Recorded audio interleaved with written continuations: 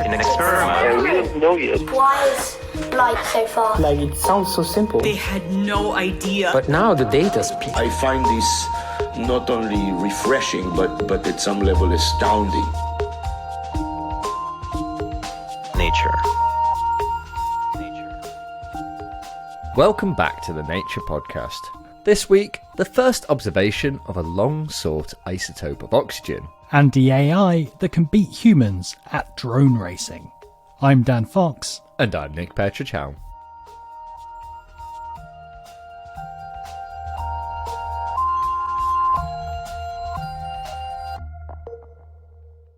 After decades of experiments, physicists have observed an unusual isotope of oxygen known as oxygen-28 for the very first time. This is a momentous discovery for nuclear physics and may challenge our theoretical models of how atomic nuclei work. But before we get to oxygen-28 and why it's got physicists so excited, we need to start with some background about the structure of atomic nuclei and explain a few bits of terminology. Atomic nuclei are made of protons and neutrons, with the number of protons determining the identity of the element. And both these subatomic particles are arranged in the atom in something akin to layers. They are arranged like in an onion-like structure. So in other words, that's like some discrete shells. This is Rito Kanungo, a nuclear physicist who's been writing a News and Views article about the new discovery. These layers, or shells as they're known, are made up of varying numbers of protons and neutrons, which convey different properties to the nucleus. And when one shell gets totally filled, that's what's called a magic number. Magic, that's the real term that physicists use. It refers to the specific number of protons or neutrons needed to complete one of these shells or layers, such as 2, 8, 20 or 28. In this magic state, nuclei are what's known as bound. The neutrons and protons that make them up stick together better and are less liable to break apart. You can think of them as being more stable.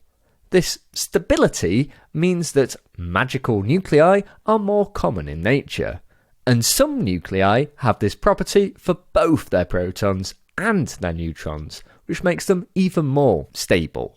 This is what's called doubly magic.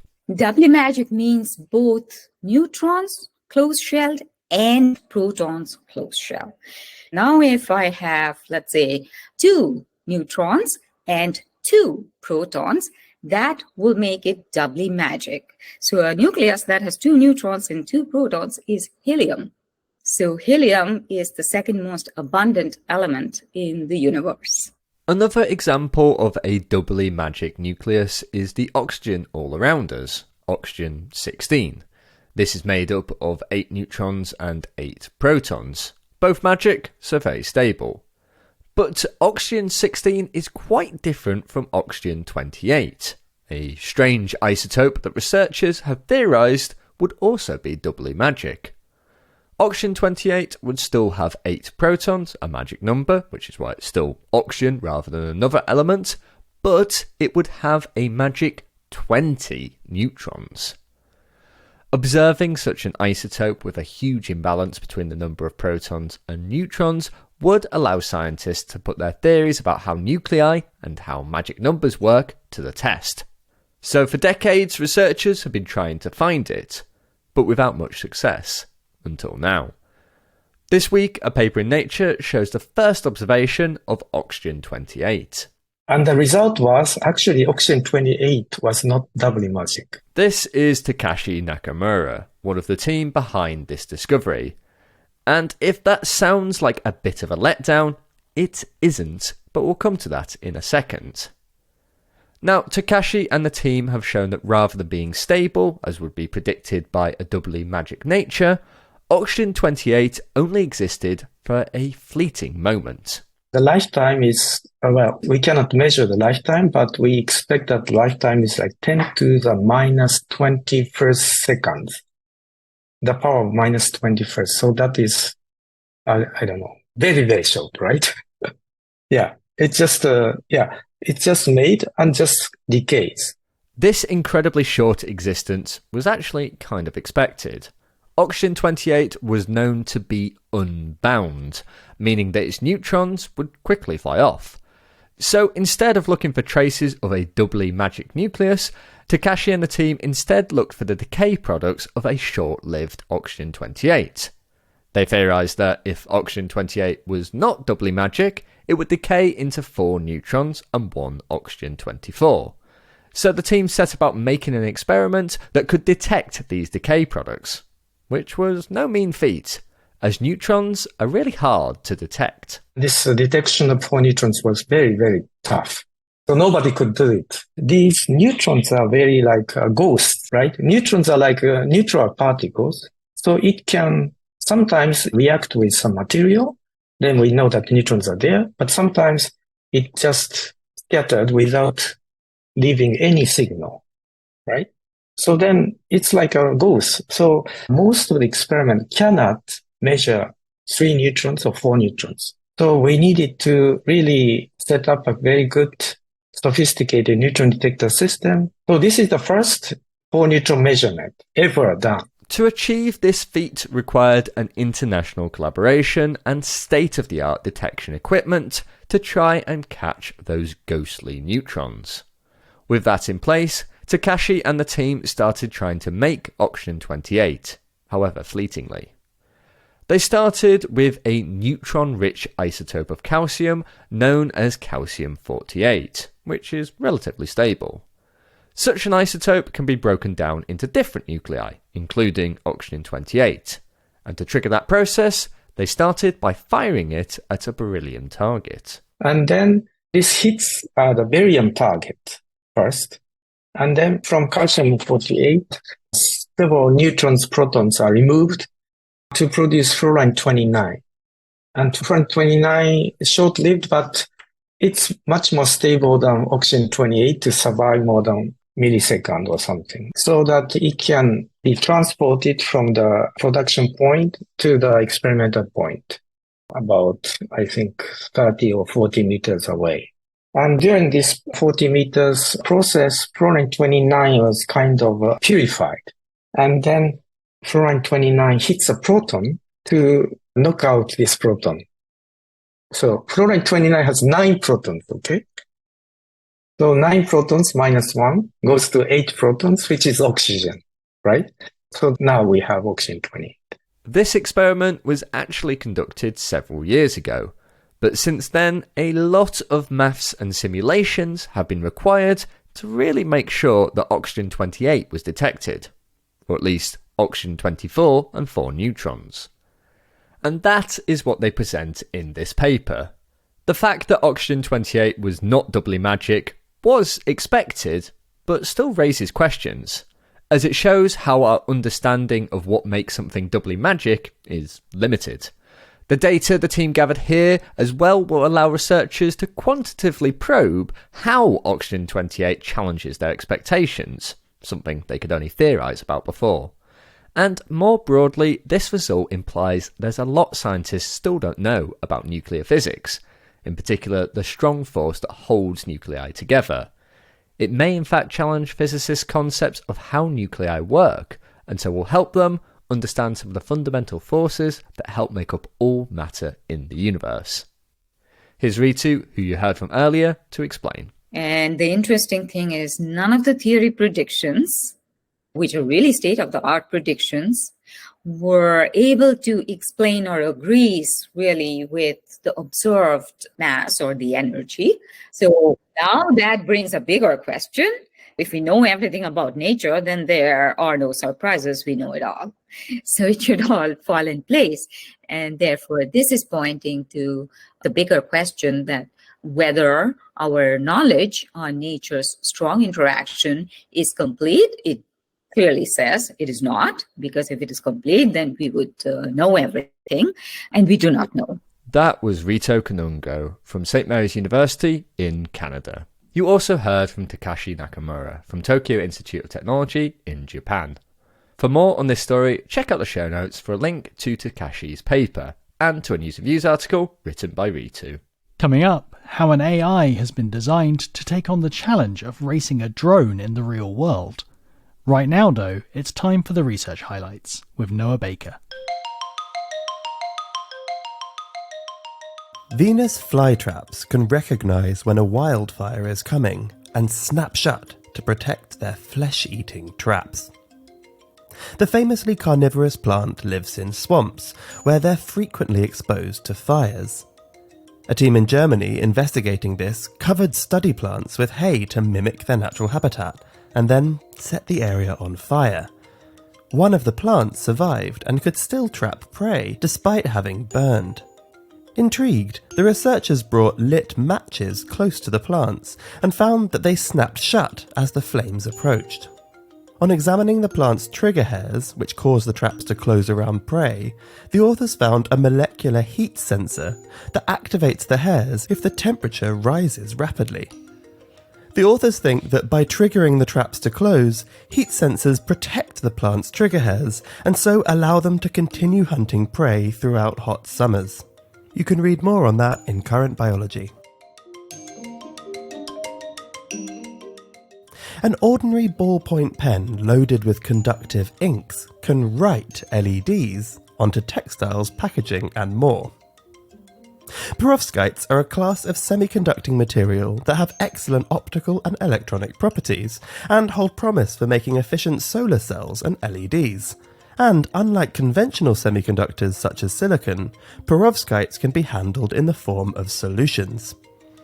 And so a team in the USA formulated a series of viscous yet spreadable inks by dissolving various components in solvent mixtures. They loaded each ink into a commercial ballpoint pen and used the pens to write an LED. This consisted of a layer of the perovskite ink between an anode and a cathode made of a conductive polymer and nanometer-wide silver threads. By switching between various perovskites, the authors could make red, green, and blue LEDs on various objects, including rubber balloons and glass vials. According to the authors, this could be a handy, low-cost way to integrate simple displays and sensors into clothing and packaging. Read more in Nature Photonics.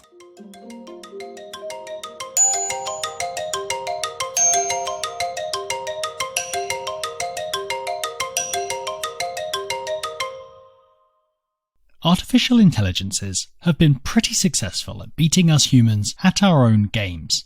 For a long time, AIs have excelled at chess, but more recently, even in fast-paced video games like StarCraft requiring split-second reactions and decision-making, AIs are coming out on top. But these all have something in common. The virtual world where the AI trains and the place where it competes are the same. This has meant that humans have remained dominant in the real world in things like sports, where it's a little different from a simulation. But perhaps not anymore. Now, in a new paper in Nature, there's an AI that can beat champion drone racers. Drone racing is a very fast-paced sport. We have a lot of acceleration where you're basically instantly hitting your top speed, or within half a second. This is Thomas Bitmata, a champion in what is known as first-person view or FPV drone racing, where contenders wear goggles to see what the drones see as it whips around the 3D course, ducking and weaving through a series of gates at high speeds in races that can be over in seconds. And that top speed can be a range of 100 kilometers an hour all the way through to above 200 kilometers an hour. In my case, that would be 217 is the best I've ever clocked. These dizzying speeds require competitors to have incredible reactions and spatial awareness. This makes it a tall challenge for an AI pilot. And here, AIs can't just be trained in a virtual world. The interesting challenge of FPV racing is actually that this challenge requires to push a real physical robot to its limits, which, to my knowledge, hasn't been done before. This is Elia Kaufman, one of the team behind this new AI. Now, they're not the first to try and make an AI to pilot racing drones, but the real world poses a lot of challenges. In something like chess or StarCraft, the playing field can be exactly simulated and will function the same on the day of the competition. You don't need to take into account subtle changes in wind, for example. Not so for drone racing. Another problem is motion blur.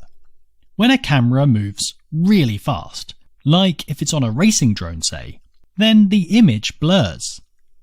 This blurring makes it hard for AIs to interpret camera images and work out where the drone is. Kind of important knowledge when you're in a race.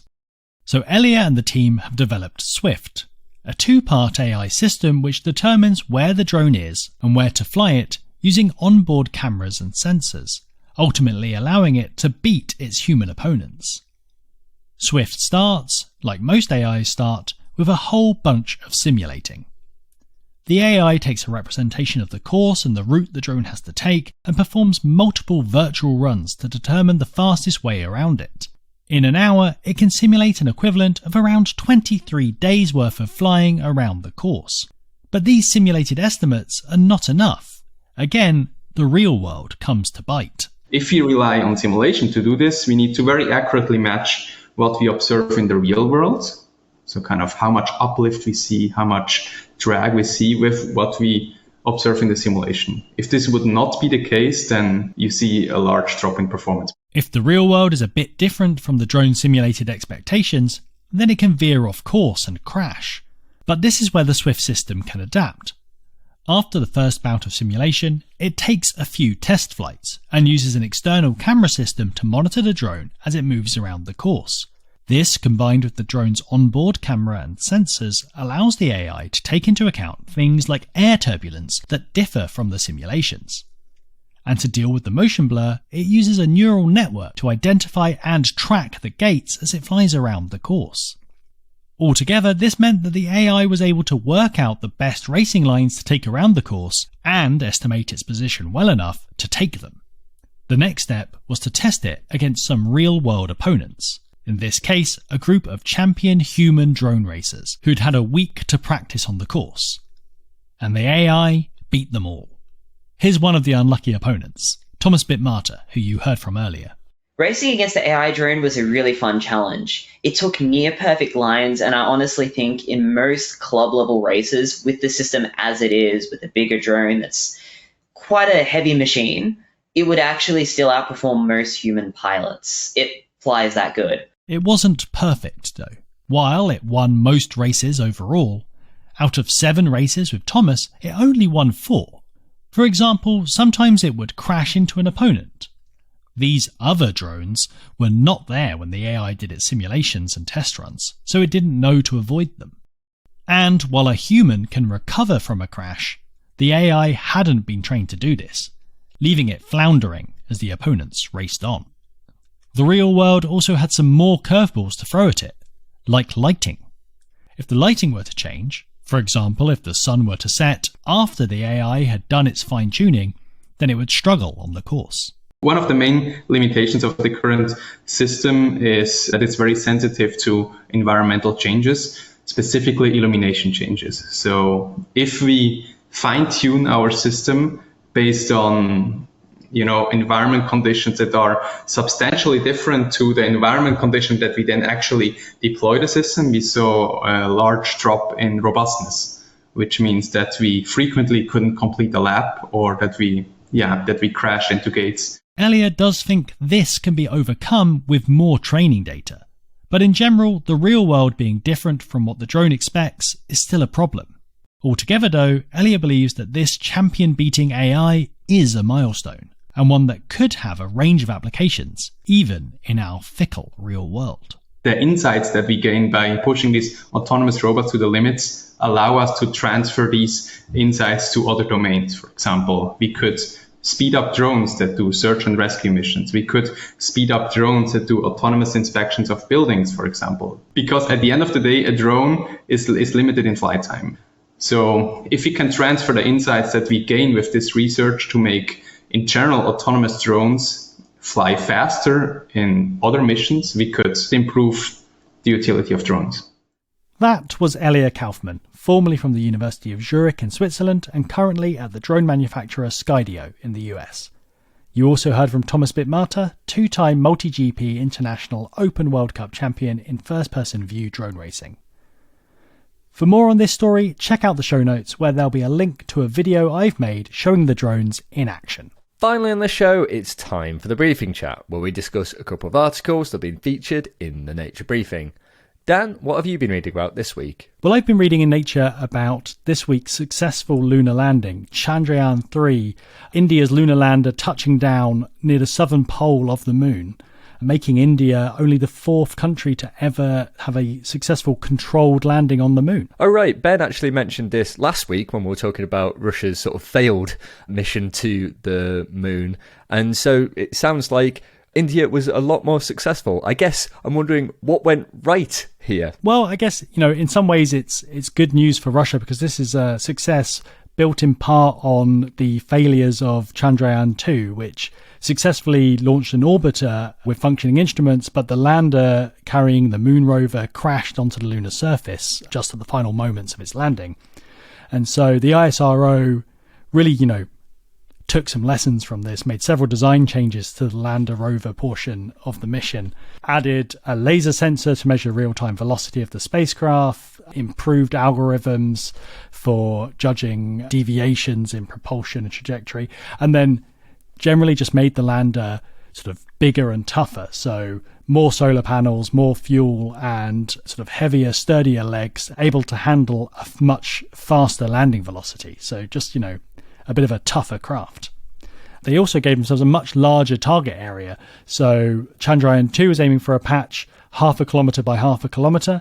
Chandrayaan-3, on the other hand, was aiming for an area 4 kilometres by 2.4 kilometres. So just a much bigger area for it to land on. Obviously, we've already talked about Russia's attempt. They were also aiming for the South Pole, and there's been a few missions going for this sort of South Pole of the moon, but it's all been quite difficult for everyone. So what are the challenges that Chandrayaan had to overcome in order to actually make a successful landing? Yeah, that's right. I mean, the poles are actually incredibly challenging places to land, and by comparison, the Apollo missions sort of had it easy. They specifically aimed for somewhere that was easy to touch down on. The moon's poles have very sort of rough, rocky terrain. It's difficult to find sort of the flat spaces that a lander's looking for. And obviously landing sort of on a slope or hitting a boulder is pretty much a failure for a lander. But also even getting into position to land at one of the poles is more difficult. It requires entering a polar orbit, which requires additional energy to move the spacecraft into that position, and introduces other uncertainties around velocity and location of the spacecraft. So even just getting ready to land is a challenge. Then at the pole, as I mentioned, it's very rocky, it's difficult terrain to land on, but it also has some real extremes of light and dark, which make it difficult to see what's going on. There are areas that are completely in the dark, there are areas that are in very extreme angle of light. So that also obscures where they're going to touch down. And so now the lander is on the moon. What's the plan? What are they aiming to do now they're there? Well, just touching down on the moon surface was one of the key objectives of this project. That's a massive success. As I mentioned at the start, that makes India only the 4th country after the United States, the Soviet Union and China to successfully land a craft on the surface of the moon. But now that the lander's down, it's going to release a 6-wheeled robotic rover called Pragyan, which is going to ramble around for the next 14 Earth days, or 1 lunar day, doing experiments looking at the surface of the moon. Well, congrats to the Indian Space Agency for this successful mission. I'm sure we'll be hearing more about it as the weeks go by, or at least the lunar days go by. But for my story this week, I've been looking at something that we've talked about a bit before on the briefing chat, which is about scientists whose first language isn't English and the sort of difficulties and travails that come with that, participating in science, which is predominantly conducted in English. And this article that I was reading about in Nature is specifically looking at how journals accommodate scientists who are not native English speakers, and essentially they're not doing a great job, is the takeaway. So how are journals failing the portion of the scientific world who don't speak English? Well, this article is based on a study, which I must say is a preprint, so it hasn't been peer reviewed yet. But this is a study that has looked at biological sciences journals, and they've sort of looked at the guidelines that are available to authors when they submit their scientific manuscripts for publishing and peer review. And the vast majority, in fact, every single one of the ones they looked at, which was 736 journals, bar 2, don't actually have explicit policies of not rejecting manuscripts based on the quality of English. So they could, if they wish to, reject a manuscript based on English, at least according to their guidelines. And overall, the study finds there isn't a great amount done to help people whose first language isn't English if they're trying to publish a paper. Wow, those are pretty stark numbers. Out of interest, do we know which are the 2 journals which did have guidelines around this? We do. So it was actually Nature Plants and Nature. And, for the basis of this, I should say that Nature's news team is editorially independent of its journal team. So those were the only 2 journals that had specific guidelines that manuscripts would not be rejected solely on the grounds of perceived English quality. Now, other journals did have different things that were there to help researchers whose first language isn't English, but it was by far the minority. So, for example, around 8% of journals made their guidelines available in a different language other than English. Less than 7% allowed authors to publish articles in language other than English, and 10% explicitly allowed researchers to use references that were from papers published in a different language than English.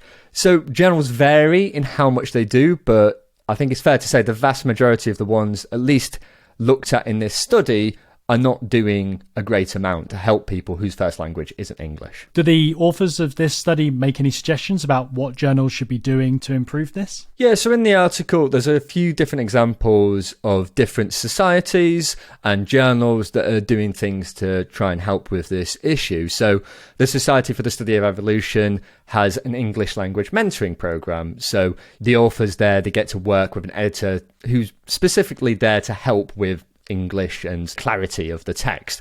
Other societies have like buddy systems or volunteers that can help with English language.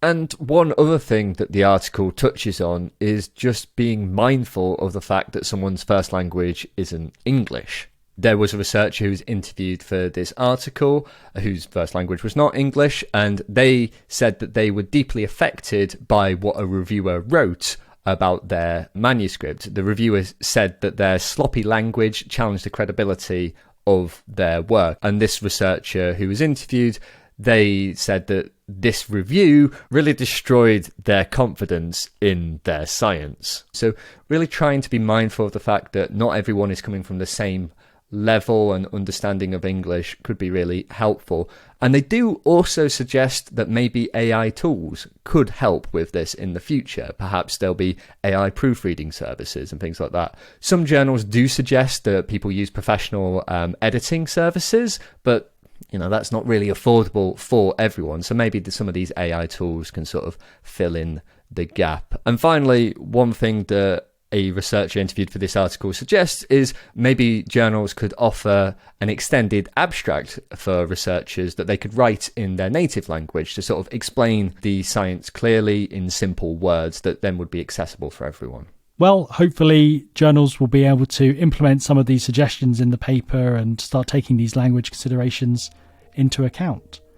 Thanks, Nick. I think that's all we've got time for this week on the Briefing Chat. Listeners, for more on those stories, check out the show notes for some links and a link to where you can sign up to the Nature Briefing to get more stories like those direct to your inbox. That's all for this week. As always, you can keep in touch with us on X, we're at Nature Podcast, or you can send an email to podcast@nature.com.